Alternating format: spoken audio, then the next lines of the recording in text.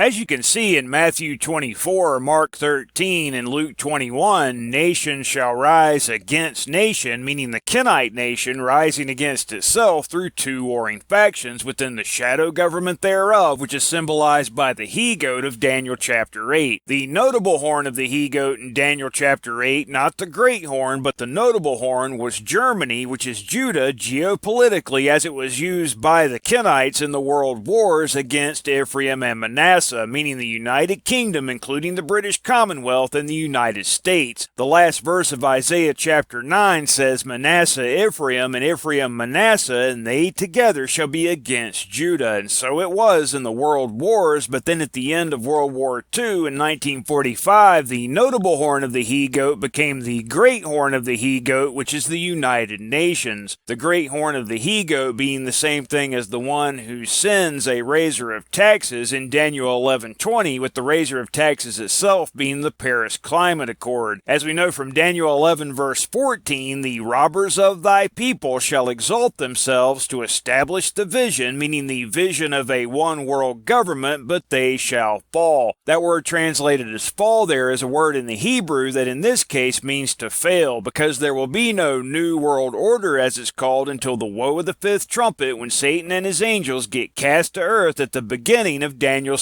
70th week, which was 7 years but is now 5 months. That's when the Ezekiel 38 Confederacy, which includes Iran and is headed by Gog, the chief prince of Meshech and Tubal, meaning most likely Moscow and Tobolsk, becomes the bear of Daniel chapter 7 and the fourth king of the north according to the Daniel 11 hypothesis on biblicalresearchlabs.com. The current king of the north is the Russian Federation, which is for the most part controlled by the Kenites on the multipolar end of the globalist spectrum, along with the hidden agents of Edom within the political parties and media outlets of the United States, which is the current king of the South, and the left-right paradigm, which is symbolized by Ammon and Moab, which is really Stalinism and Trotskyism, is for the most part controlled by the Unipolarist Kenites. The war in Iran strengthens the path to a multipolar world was an article that came out on June 22nd, 2026, and as you can see in the article, under the Islamabad Agreement, the U.S. had to accept provisions to release Iran's frozen assets to end the blockade on its ports, which in a way amounts to a retreat. On the other hand, multipolar institutions like the Shanghai Cooperation Organization, BRICS, and the Belt and Road Initiative, which have emerged as alternatives to U.S.-led NATO and G7, are getting stronger. Iran has become an active member of all these organizations, and its participation in drafting a digital infrastructure blueprint under China's leadership at the BRICS Future Network Forum is a direct challenge to American technological dominance. And then the article also says, rejecting the American unipolar system, the foundation of a multipolar, rules-based global order minus the monopoly of the West is being laid, this being propaganda stemming from the multipolarist Kenites, obviously. Of course, American dominance will not completely become history overnight. The U.S. still possesses a vast network of military bases, technological capacity, and the dollar's status as a reserve currency. However, the era of a unipolar world is certainly ending, and these developments prove that a new system with multiple poles is emerging. And here again, we see them trying to talk the multipolar world order into existence, but again, they shall fail, as we know from Daniel 11:14. And so will the unipolarist Kenites with their attempt at bringing about a so-called New World Order as a continuation of the current world order, because there will be no New World Order, as it's called, until the woe of the fifth trumpet at the beginning of the 5-month-long hour of temptation. Only then does the first beast of Revelation 13 emerge, having 7 heads, which are symbolic of the 7 continents of the planet Earth, and 10 horns, which are symbolic of 10 fallen angel kings that get cast to earth with Satan at the woe of the fifth trumpet, which is also when the he-goat of Daniel chapter 8, which again is symbolic of the shadow government of the Kenites, becomes the leopard of Daniel chapter 7, which is symbolic of the Kenites and their 4 hidden dynasties, providing the infrastructure of the one world system, which includes the lion of Daniel chapter 7, which will be made up of Ephraim, Judah, and Manasseh. Again, Judah is Germany geopolitically, but by that time, Germany will have most likely filled in the post-Brexit power vacuum. So then Germany, including Europe, and then after the one world political system gets wounded to death, most likely because of one or more of the countries on one of the 7 continents continents declaring independence from the one world political system, which will wound the entire system to death, the one world political system becomes a one world religious system at the woe of the sixth trumpet, because that's when Satan appears as the Antichrist. That's when most Christians begin worshiping Satan instead of Christ, which is what Antichrist means, and when the three horns get plucked up by the roots, as you can see in Daniel chapter 7 verse 8. Those three horns being symbolic of Ephraim, Judah, and Manasseh, because remember in Daniel chapter 8, the ram having two horns is symbolic of Ephraim and Manasseh, and the notable horn of the he-goat, not the great horn, but the notable horn, is symbolic of Judah, which is Germany. So that's what those three horns are symbolic of, but again, by the time 666 happens, Germany will have filled in the post-Brexit power vacuum most likely, so then Germany including Europe, with Ephraim being the UK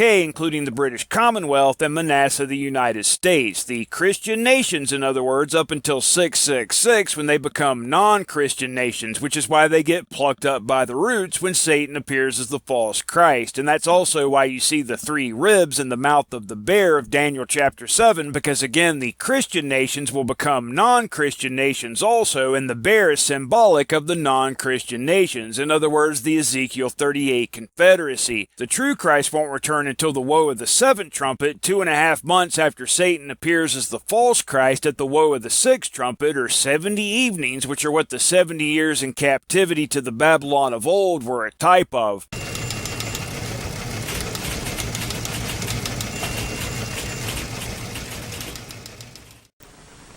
Hey, why so sad? And this isn't the first time I've noticed it. Oh, nothing, really. Whatever it is, I've got just the cure for it. Now on DVD, the Timelines of Revelation 2 disc set, which includes the timeline of the Seven Seals videos, as well as the timeline of the Seven Trumpets videos. Email us at mark13records@mail.com to find out how to order, or call 1-800-816-2432. Fantastic, you'll enjoy it.